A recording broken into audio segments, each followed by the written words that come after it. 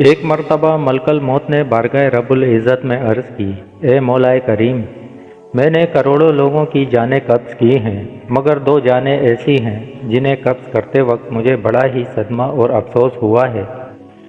میں نے تیرے حکم کی تکمیل ضرور کی مگر نہایت ہی دکھ کے ساتھ، اور وہ دو ایک ماں اور بیٹا تھے۔ یہ واقعہ کچھ اس طرح ہے کہ ایک جہاز غرق ہو گیا تھا اور ایک عورت اپنے شیرخوار بچے کے ساتھ ایک تختے کا سہارا لینے میں کامیاب ہو گئی۔ تختہ دریا میں بہہ رہا تھا اور ماں اور بیٹا اس پر سوار تھے۔ اے مولا کریم، اچانک تیرا حکم ہوا اور میں نے ماں کی جان اس تختے پر نکال لی۔ میرے لیے پریشان کن بات یہ تھی کہ ماں مر چکی ہے، اب بچے کا کیا حشر ہوگا؟ بچہ ایک ٹوٹے ہوئے تختے پر سوار ہے، وہ تختہ ہر آن پانی کی لہروں کے تپیڑ کھا رہا ہے، جو کسی وقت بھی کسی لہر کی زد میں آ کر الٹ سکتا ہے۔ بچے کے لیے نہ خوراک کا انتظام ہے، نہ کسی نگراں کا بندوبست۔ دریا کے کنارے دھوبی کپڑے دھو رہے تھے، اچانک کسی کی اس پر نظر پڑی تو تختے کو کھینچ کر لائے۔ بڑے حیران ہوئے کہ ماں مر چکی ہے، بچہ بے یار و مددگار تختے پر زندہ سلامت موجود ہے۔ وہ لوگ اس بچے کو اپنے سردار کے پاس لے گئے۔ سردار بیچارہ بے اولاد تھا۔ سردار خوبصورت بچہ دیکھ کر اس پر اس کا دل آ گیا۔ سردار نے بچے کو اپنی نگرانی میں لیا اور اسے اپنا بیٹا بنا لیا۔ یہ بچہ 8-9 سال کی عمر کا تھا کہ اپنے ساتھی بچوں کے ساتھ کھیل رہا تھا۔ اتنے میں بادشاہ وقت کی سواری کی آمد کا شور اٹھا۔ سب لوگ ادھر ادھر بھاگ گئے، مگر یہ بچہ سڑک پر اکیلا کھڑا رہا۔ بادشاہ کی سواری گزر گئی، اس کے پیچھے اس کا عملہ پیدل آ رہا تھا۔ ان میں سے ایک سپاہی کو راستے میں سے سرمے کی ایک پڑیا مل گئی۔ اتفاق سے اس بچے کی نظر بہت کمزور تھی اور سرمے کی اسے بہت ضرورت بھی تھی، لہٰذا اس نے وہ سرما بحفاظت اپنے پاس رکھ لیا۔ آنکھوں میں لگانے سے پہلے اسے خیال آیا کہ یہ سرما کوئی تکلیف نہ پہنچائے، لگانے سے پہلے کسی دوسرے شخص پر آزما دینا چاہیے۔ قریب ہی وہ بچہ کھڑا تھا، اس نے اس بچے پر آزمانا چاہا۔ بچے نے سرما اپنی آنکھوں میں لگایا، مگر چوں ہی سرما اس نے لگایا، اسے زمین کی تہہ میں موجود چیزیں بھی نظر آنے لگی۔ اس نے دیکھا کہ زمین کے اندر بہت سے خزانے پوشیدہ ہیں۔ بچہ ہوشیار تھا، اس نے چیخنا چلانا شروع کر دیا، سرما لگانے کی وجہ سے میری آنکھوں میں سخت تکلیف پیدا ہو گئی۔ وہ سرمے کی پڑیا گرا کر چلے گئے۔ بچہ سرمے کی پڑیا اٹھا کر گھر پہنچا اور خوشی خوشی باپ کو سارا واقعہ سنایا۔ سردار بڑا خوش ہوا۔ باپ نے کہا کہ ہمارے پاس آدمی بھی ہیں اور گدھے بھی ہیں، تم سرما لگاؤ، ہمارے ساتھ چلتے ہیں، جہاں کہیں خزانے پاؤ ہمیں بتاؤ، ہم نکال لیں گے۔ چنانچہ ایسا ہی ہوا۔ بچے کے بتانے پر وہ لوگ خزانے نکالنے لگے اور تھوڑی ہی عرصے میں امیر بن گئے۔ بچہ جوان ہوا تو اس نے پرزے نکالنا شروع کیے۔ ان کے پاس دولت کی فراوانی ہو گئی۔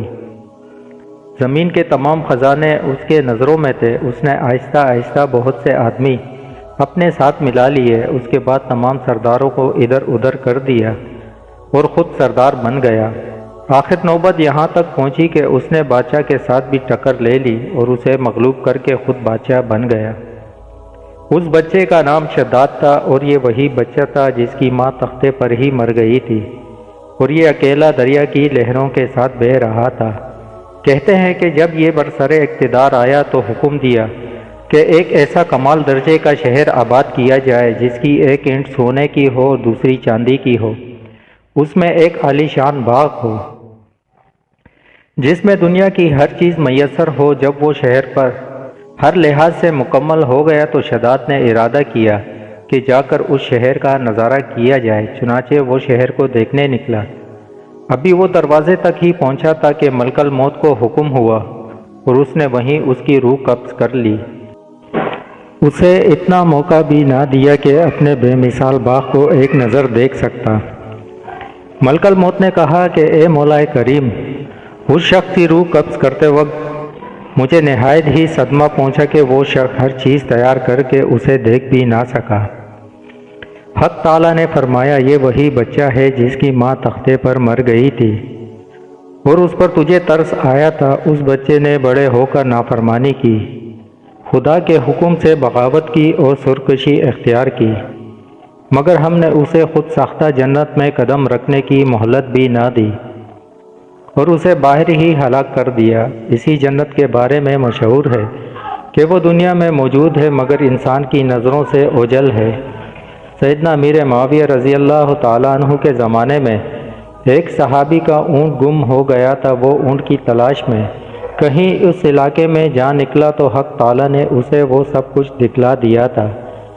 وہ صحابی وہاں کی کوئی نشانی بھی ساتھ لایا تھا۔ اس صحابی نے یہ واقعہ امیر معاویہ کے پاس بیان کیا۔ انہوں نے کافی تلاش کرایا مگر کسی کو وہ جنت نہیں ملی، اسے حق تعالیٰ نے پوشیدہ کر دیا۔ ان لوگوں کا تعلق قوم عاد سے تھا۔ وہ ارم نام کی بستی کے رہنے والے تھے۔ وہ بستی بڑے بڑے ستونوں والی تھی۔ اپنے شہر کا نام بھی انہوں نے اپنے دادا کے نام پر رکھا تھا۔ ان کا وطن عدن سے متصل تھا۔ ان کی طرح حضرت ہود علیہ السلام مابعوث کیے گئے تھے، لیکن قوم عاد کی بدعمالیوں کے سبب جب انہیں تباہ کر دیا گیا تو حضرت ہود علیہ السلام حضر موت کی طرف ہجرت کر گئے۔ ان کی رہائش احقاف کے علاقے میں تھے۔ حضرت ہود علیہ السلام کی وفات یہیں پر ہوئی۔ احقاف میں بسنے والی اس قوم نے بہت ترقی کی۔ اللہ تعالیٰ نے اس قوم کو غیر معمولی قد و قامت اور قوت عطا فرمائی تھی۔ ان میں ہر شخص کا قد کم از کم 12 گز کا ہوتا تھا۔ طاقت کا یہ حال تھا کہ بڑے سے بڑا پتھر جس کو کئی آدمی مل کر بھی نہ اٹھا سکیں، ان کا ایک آدمی ایک ہاتھ سے اٹھا کر پھینک دیتا تھا۔ یہ لوگ طاقت و قوت کے بل بوتے پر پورے یمن پر قابض ہو گئے۔ 2 بادشاہ خاص طور پر ان میں بہت جاہ و جلال والے تھے۔ وہ دونوں بھائی تھے۔ ایک کا نام شدید تھا جو بڑا تھا، دوسرے کا نام شداد تھا جو اس کے بعد تخت نشین ہوا۔ یہ دونوں وسیع علاقے پر قابض ہو گئے اور بے شمار لشکر و خزانے انہوں نے جمع کر لیے تھے۔ شداد نے اپنے بھائی شدید کے بعد سلطنت کی رونق و کمال کو عروج تک پہنچایا۔ دنیا کے کئی بادشاہ ان کے ماتحت تھے۔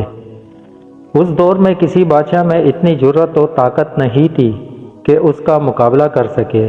اس تسلط و غلبے نے اس کو اتنا مغرور و متکبر کر دیا کہ اس نے خدائی کا دعویٰ کر دیا۔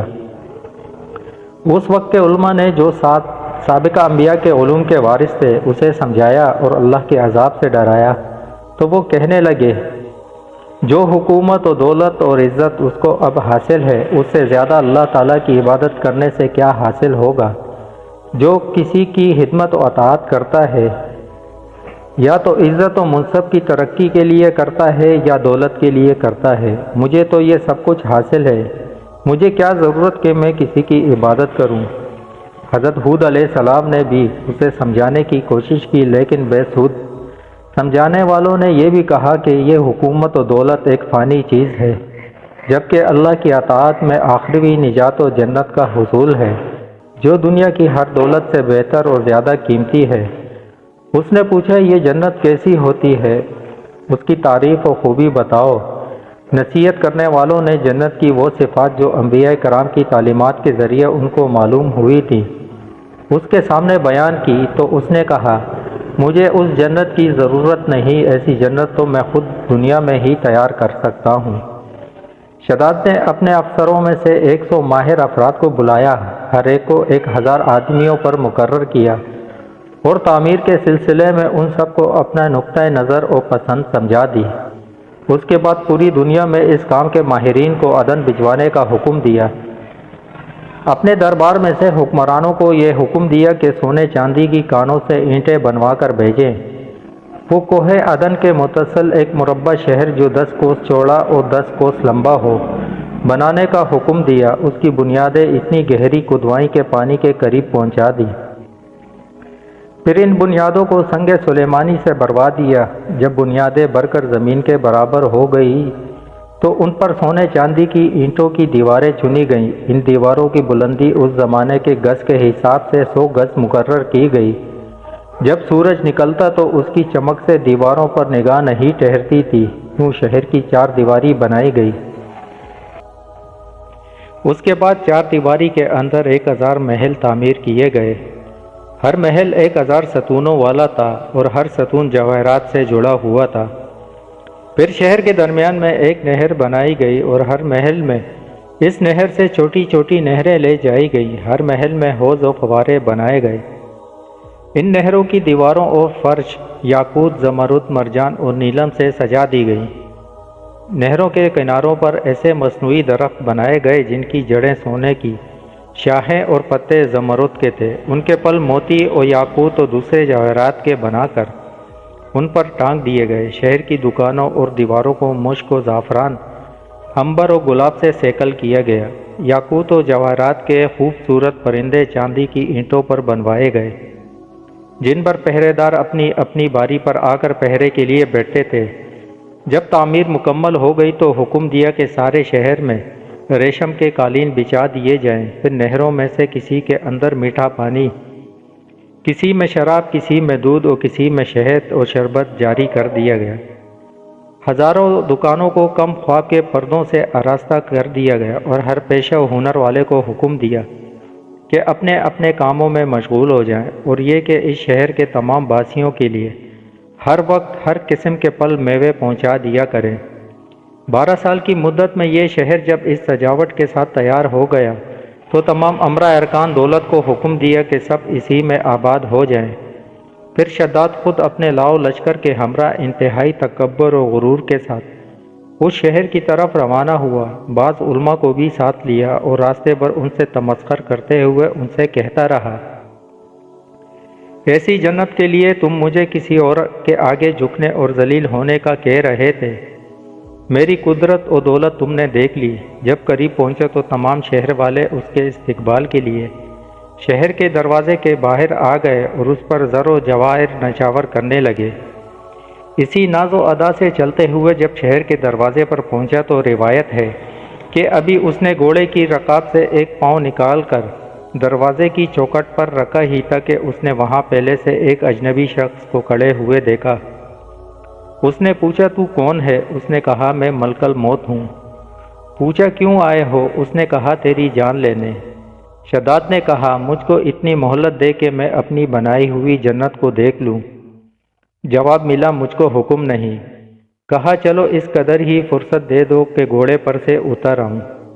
جواب ملا، اس کی بھی اجازت نہیں۔ چنانچہ ابھی شداد کا ایک پاؤں رکاب میں اور دوسرا چوکھٹ پر ہی تھا کہ ملک الموت نے اس کی روح قبض کر لی۔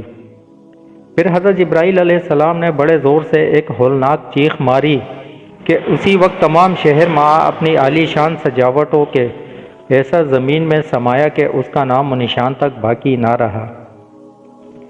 قرآن پاک میں اس کا ذکر اس طرح ہوا ہے، وہ جو ارم تھے بڑے ستونوں والے، اور شہروں سے اس کے مانند کوئی شہر شاندار نہ تھا۔ شداد اور اس کی جنت کا انجام معتبر تھا۔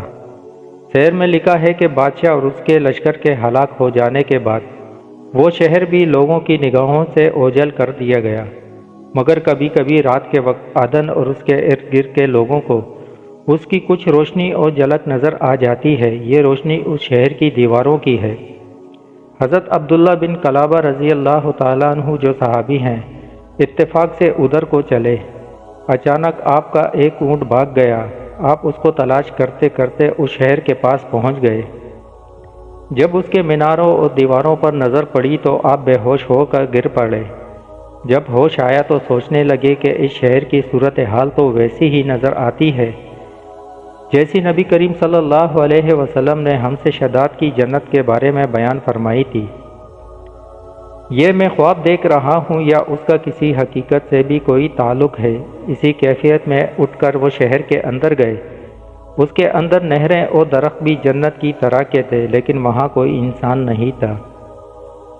آپ رضی اللہ تعالیٰ عنہ نے وہاں پڑے ہوئے کچھ جواہرات اٹھائے اور واپس چل دیے۔ وہاں سے وہ سیدھے اس وقت کے دارالخلافہ دمشق میں پہنچے۔ حضرت امیر معاویہ رضی اللہ تعالیٰ عنہ وہاں موجود تھے۔ وہاں جو کچھ ماجرا ان کے ساتھ پیش آیا تھا انہوں نے بیان کیا۔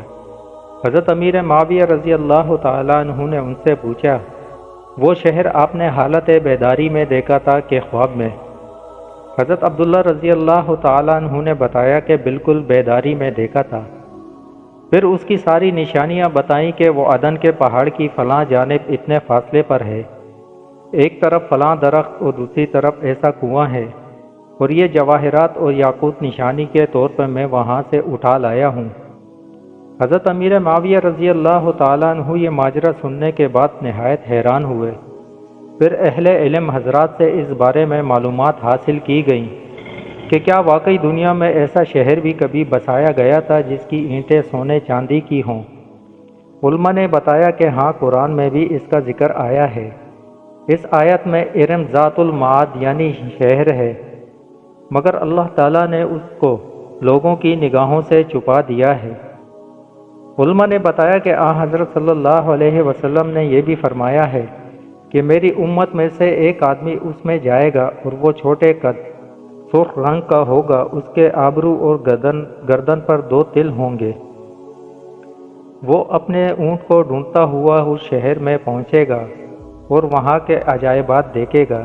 جب حضرت امیر معاویہ رضی اللہ تعالیٰ عنہ نے یہ ساری نشانیاں حضرت عبداللہ بن کلابہ میں دیکھیں تو فرمایا، واللہ یہ وہی شخص ہے